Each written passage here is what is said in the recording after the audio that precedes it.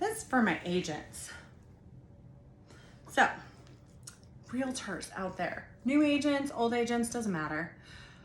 I used to teach a bunch of new agents and all of that, but what I'm starting to realize and know that it was something that disgusted me kind of in real estate is you guys always looking at the deal and you're not thinking outside the box. Thinking outside the box. You're not growing to be that best person. You get your license and you start going and power hungry and lead gen, whatever, to go and start, closing deals. But,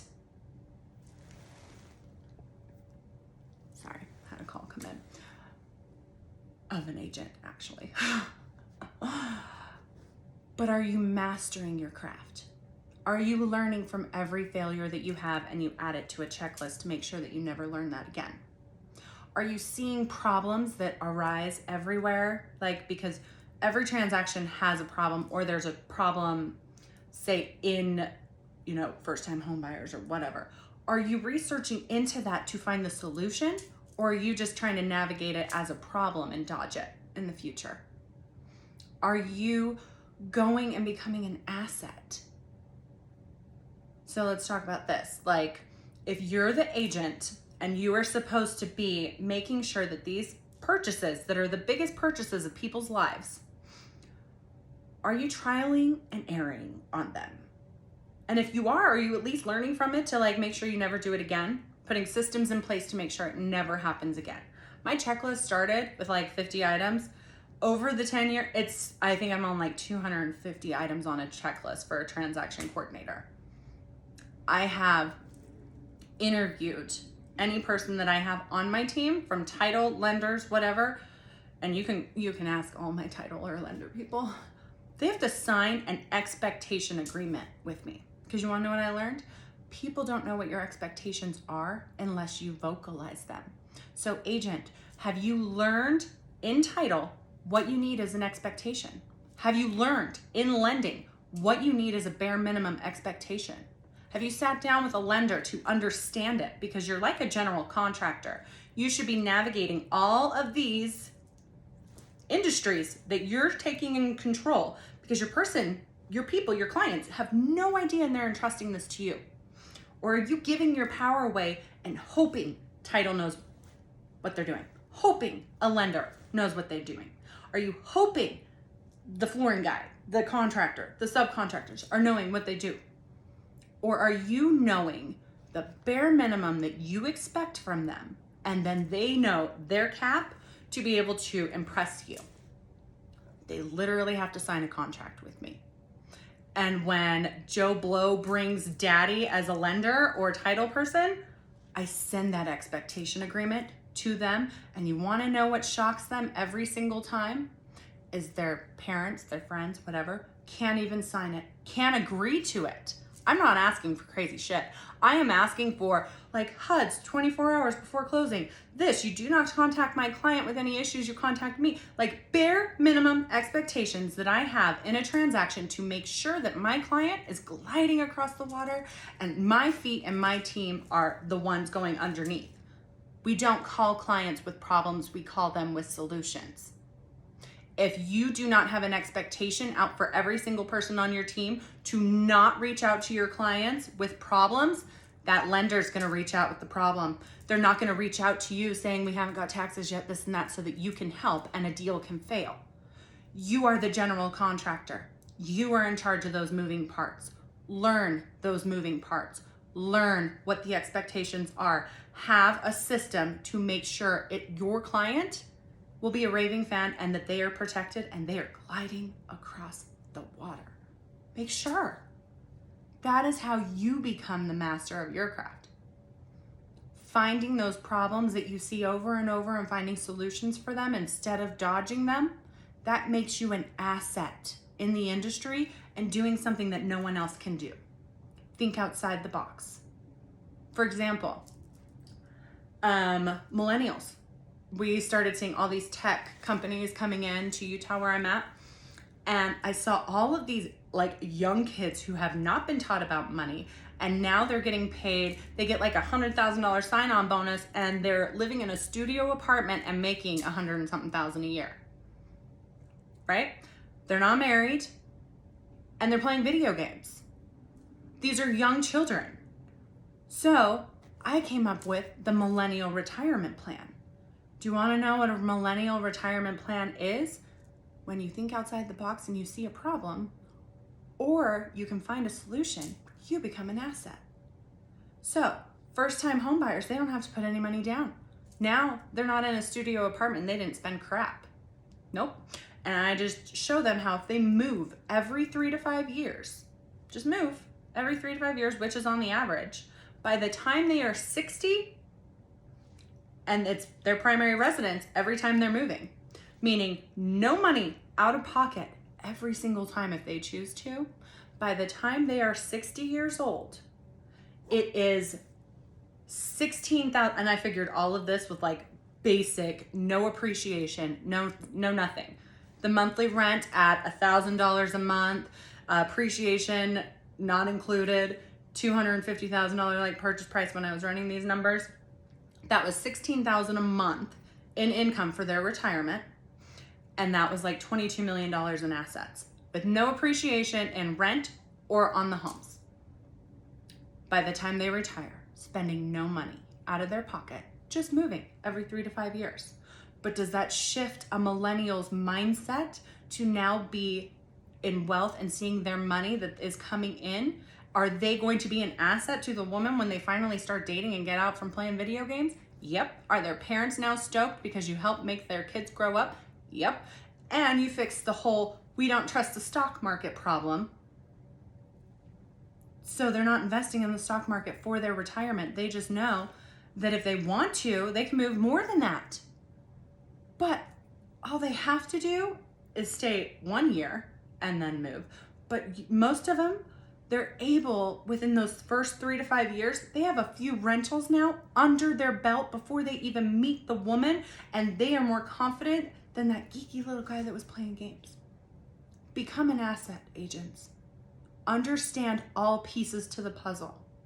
See the problems that you see in the industry as a solution that you can find the solution for. Stop settling for cap rates of 6 to 8%. I don't mess with anything that my clients aren't making 30% on worst case scenario to be 50% usually. I don't mess with it. Find your value. I'll tell you a little story.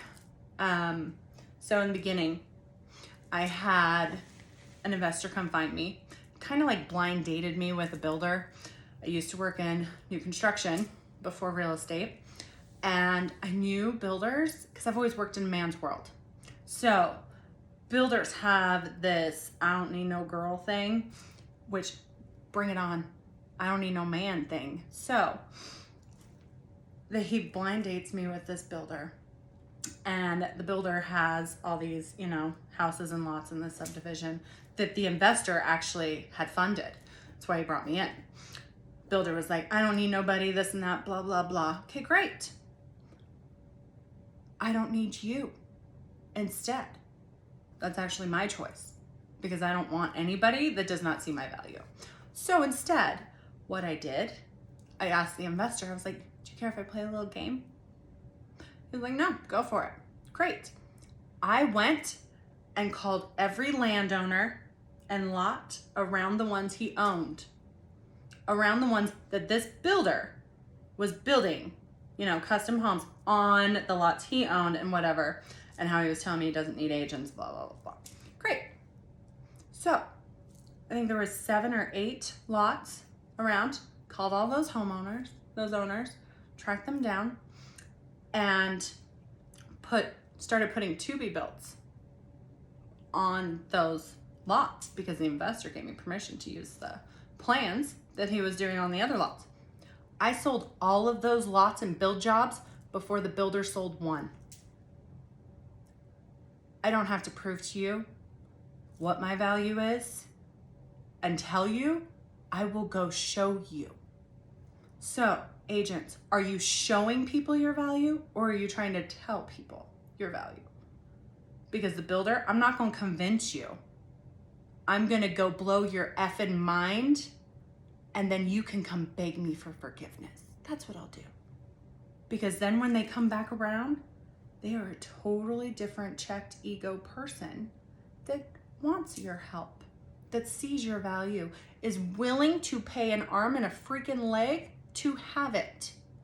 But you have to be confident enough to do this and go prove it a different way. I love it when people tell me that I can't do something, because you want to know what that means? I'm going to check your ego when I birth it in your face and prove to you that I can, I will, and I did. And then you're the one who has to swallow your ego to come talk to me. Because I always love and forgive, but it's got to be authentic and honest and all of those things, sincerity, because otherwise I don't want you in my space anyways. How screening? Do you screen your clients? Are you worth every single penny and you know it, so you will say no to people? Do you know how many sellers I have said no to? I refused a whole subdivision with parade homes and $1 million homes because the homes they were building on it, I used over 2 rolls of blue tape on it and said I wouldn't sell this to my worst enemy. My name will not be attached to this builder or him. I don't care if he is your best friend. And gave up subdivision. The house has fallen off of a hill because it's like sand mountain and they were filling in the foundation. I just kept hearing that song, like this, the smart man builds his house upon a rock, the stupid man builds a house upon. I couldn't be a part of that, so I gave up subdivision. And I know that every agent that goes into those projects afterwards, I wouldn't trust with a 10-foot pole, because they are willing to give up their ethics and values for money instead of knowing their true potential and screening their area and their people that they are associated with. Because if you associate with Shady, you are Shady. You're willing to associate with Shady. That means, how do I trust you? You'll throw me under the bus for money, no matter what. If they are willing to change and accept and whatever for money, they will not have loyalty for you. I've learned that. And it's not ever something I ever need to learn again, because I like to learn my lessons once and move forward. So go be that general contractor. Go learn it backwards and forwards. Learn from your mistakes, learn from your aha moments, and make sure you put a system in place to make sure it doesn't come back up for you to learn it again. Make sure you have people on your team you trust and they know your expectations. You need to know the bare minimum expectations so that you can prepare clients and make sure that they are fully aware. You make sure that you're never going with problems, you go with solutions, and you are the center of all of it. And if you don't know how to do that, 1, get out of the industry because you give us a bad name. 2, stop trialing and erring on people's money and their wealth because you aren't willing to put in that effort. Get out of the industry. Otherwise, master it. Master that shit. Become the valued asset that they can't lose.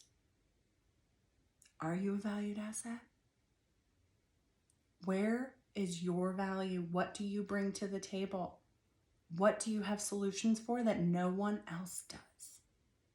Everyone has a gift. Figure it out and master that shit. Master it. Because that is when you can create legacy wealth for yourself and for others.